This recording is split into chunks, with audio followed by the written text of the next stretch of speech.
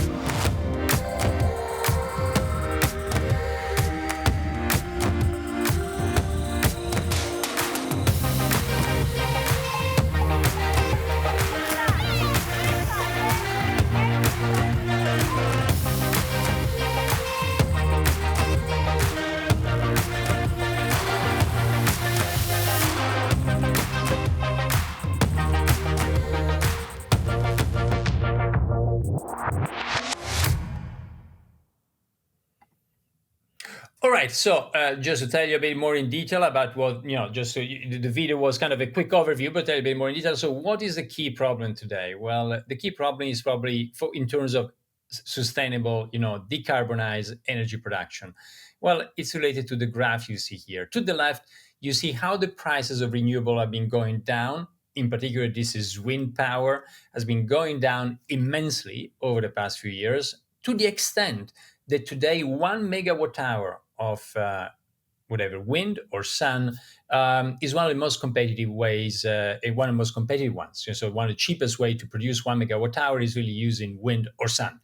We're talking about around the world. We're talking about something between $10. The latest solar in Saudi is around $10 per megawatt hour, to say $30 in Helsinki, say $25 for a megawatt hour of wind.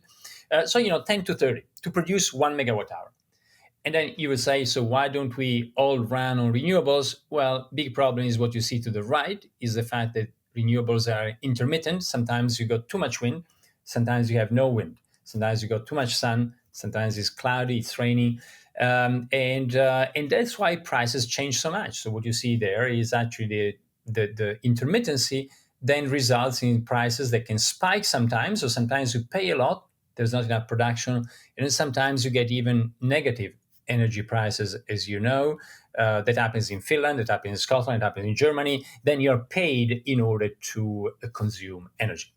Well, you might say, great, so why don't we use batteries? And yes, we could use batteries, but the problem with batteries is that is cost. And you see it here. I told you 1 megawatt hour to produce can be $10 or $30, but actually to store that megawatt hour in a battery will cost you over $200,000. And that price is not coming down fast enough. So in this case, because we are talking about Helsinki and the challenge by the mayor was about decarbonizing district heating. Helsinki, by the way, it was mentioned in the first slide, but has district heating today, which is good, but it's powered by coal power stations. So, and the city decided to decommission the coal power stations. Hence the question: how can we decarbonize district heating? So, in the case of Helsinki, given that in the end we need to turn this into some kind of hot fluid, we say, why don't we store the heat just as why don't we store the energy just as heat in this kind of big floating reservoirs? It turns out if you do that, you can call it like a thermal battery. If you do that, the cost per megawatt hour is not $200,000 or euros, you see here, but it's more like 200. So somehow, the cost of the thermal battery is 3 order of magnitude less, and then it becomes very, very interesting. In the next slide, you see the overall system. So you got all the different ways to produce, mostly wind, sun, but also biomass and other sustainable ways to produce. Then you got the big battery, thermal battery, the hot heart, these kind of floating reservoirs, and then you run it through the district heating system to the right. And you use artificial intelligence, especially we've been working with Lean Heat, a startup, a spin-off startup from Danfoss, in order to use AI to control all of that. And what you see at the bottom of the slide, you also see that this is compatible with many mixes. We don't know exactly what the mix will be in 2030, what the prices will be. Actually, the prices in the past 12 months in Finland have radically changed, especially following the invasion of Ukraine. So actually, gas was supposed to be still a good part of the mix in this decade, and today is kind of out of the question because of the spike in prices. I know same issue in Germany, in Italy, in many other countries. So somehow, you are compatible with different mixes. And then, as you saw already in the video, you get two additional benefits. The first one is that you help load balance the whole Finnish grid. So you got a benefit there that can also be monetized. And the other thing, once you got the floating reservoirs, well, why not to turn the top of the reservoirs into an attraction so the people can go there? And it's a kind of a win-win. On the one hand, yes, use this space that otherwise would not be useful. But the other win is for people to be part of the infrastructure, to learn about it. And I think the only way we can really get to net zero in our cities is if we're all part of this, if citizens learn about the infrastructure, about the challenges, about what is being done. So somehow, to turn that into an attraction. The proposal, as you saw, is about creating the floating forest on the reservoirs, but it can be other things, just to create an experience around decarbonization, climate change that can help us to bring people on board. I'm going a bit fast because of the lack of time. You see here a lot of work in order to see where to position it, a lot of work on the reservoir, on the detailed design. What you see here is some of the images. You already saw them in the video. Here is all the floating reservoirs from the outside. Here you see the inside. This idea is a possibility. This is still being discussed. We are going ahead with the city with the project, but the top is there's still many discussions about what to put on the top. Here you see this idea of floating tropical forest, where people can enjoy nature and also learn about climate change. I will not get into the details about this, but this was done together with Schleif Bergermann. The way it works is a bit like a bicycle wheel. So you use on the outside something similar to the technology that's used with pipelines. So then it's quite cheap to build. Also, you don't need too much energy. There's already very established production lines. But then you create this kind of toroidal shape with this kind of big pipe. Inside the pipe, you put all of the seawater heat pumps, and then you got these kind of spokes in order to do pre-compression that works in a similar way to what happens with your bicycle in order to make it more stable and avoid buckling. Exactly, think about a giant bicycle wheel, 225-meter diameter in the final version. Now we're working with the city to do the first one, which is more like 100-meter, in order to test the whole idea. Well, I just want to share this with you. I think we've got less than kind of a minute left. I'll just leave you my contacts in case you wanted to be in touch. But I want to share this with you. And again, going back to what we said at the beginning, I think design has a lot to offer for the challenges we are discussing. I think construction is crucial. Was a lot of discussion before about construction. Decarbonizing construction is a beautiful challenge on its own, but somehow also big construction projects or big building projects such as this one can be the ones that take us to net zero soon. So those are where my 5 cents and what I wanted to put on the table for the discussion. And I think the time is up. So thank you very much for listening. Think big,